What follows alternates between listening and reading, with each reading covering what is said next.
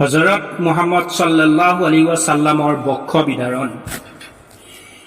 2 বছৰ বয়সৰ পৰাই বিবি হালিমা আৰু তেওঁৰ স্বামীয়ে হযৰতৰ গাত কিছুমান বিশেষ লক্ষণ দেখিবলৈ পাইছিল।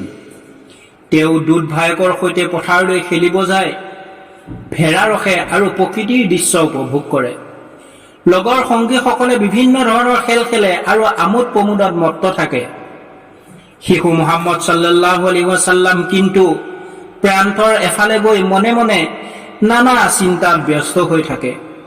সূৰ্য কিভাৱে উদয় হয়, কিভাৱে অস্ত যায়, চন্দ্ৰৰ উদয় কেনেকৈ হয়, প্ৰকৃতিৰ কোলাত মানুহ কেনেকৈ পালিত হয়, ইত্যাদি ইত্যাদি। এনেভাৱে দিনৰ পিছত দিন, মাহৰ পিছত মাহ গৈ 4 বছৰ অতিবাহিত হৈ গৈছে। এদিনৰ ঘটনাই বিবি হালিমা আৰু তেওঁৰ স্বামীক এক প্ৰকাৰৰ ভীত আৰু সন্তুষ্ট কৰি তুলিলে। সচৰাচৰ আন দিনৰ দৰে হযৰত সাল্লাল্লাহু আলাইহি ওয়াসাল্লামে এদিন তেওঁৰ দুধ ভাই আৰু অন্যান্য ল'ৰাবিলাকৰ লগত পথাৰত ভেড়া ৰখি আছিল। এনেতে হঠাৎ ক'ৰ পৰা যে দুজন মানুহ আহিল, কোনোৱেই টলকিব নোৱাৰিলে।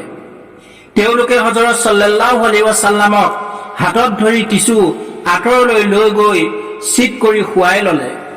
তাৰ পিছত তেওঁৰ বুকু ফালি হৃদপিণ্ডটো বাহিৰ কৰি এখন সোণৰ তস্তৰিত ৰাখিলে। শেষত এই হৃদপিণ্ডত বন্ধ হৈ থকা কিছু তেজ বাহিৰ কৰি জমজমৰ পানীৰ দ্বাৰা পৰিষ্কাৰ কৰি ধুই আকৌ যথাস্থানত সংস্থাপন কৰি গুচি গ'ল। কোৱা বাহুল্য যে তেওঁলোক আচলতে মানুহ নহয়, মানুহৰূপী ফিৰিষ্টাহে আছিল। এনেদৰে ফিৰিষ্টাই দেখা দেখিকৈ হযৰতৰ চিনা মুবাৰক চাফ কৰি গুচি গ'ল। এয়ে হযৰতৰ চিনা চাফ বা বক্ষ বিদাৰণৰ চমু কাহিনী। ইফালে পথাৰত খেলি থকা ল'ৰাবিলাকে এই ঘটনাটো দূৰৰ পৰা নিৰীক্ষণ কৰি আছিল। তেওঁলোকে দৌৰি গৈ বিবি হালিমাক এই ঘটনাৰ সংবাদ দিলে। লগে লগে বিবি হালিমা আৰু তেওঁৰ স্বামী ঘটনাস্থলীত উপস্থিত হৈ দেখে যে মুহাম্মদ সাল্লাল্লাহু আলাইহি ওয়াসাল্লাম বিবৰ্ণ ভীত সন্ত্ৰস্ত অৱস্থাত পৰি আছে। বিবি হালিমাই তেওঁক কোলাত তুলি ল'লে আৰু সুধিলে, কি হৈছে বাবা, তুমি এনেদৰে ইয়াত পৰি আছা কিয়? হযৰত সাল্লাল্লাহু আলাইহি ওয়াসাল্লামে উত্তৰ দিলে, বগা ৰঙৰ কাপোৰ পিন্ধা দুজন লোকে মোক ইয়ালৈ লৈ আহি চিত কৰি শুৱাই লৈ বুকু ফালি কলিজা বাহিৰ কৰি ইয়াৰ মাজৰ পৰা কিবা যেন বাহিৰ কৰিছে। মই তেওঁলোকক চিনি নাপাওঁ, নাইবা কি জিনিছ, কি বস্তু বাহিৰ কৰিলে সেইটোও নাজানো। বিবি হালিমা অথবা তেওঁৰ স্বামীয়ে এই ঘটনাৰ ভাৱ হুতুম একোৱেই নাপালে। পাবই বা কেনেকৈ? এইটোতো আৰু তেনেকুৱা কোনো স্বাভাৱিক ঘটনা নহয়। দুজন ব্যক্তি আহি তেওঁৰ বুকুৰ ফালি কলিজা বাহিৰ কৰিছে।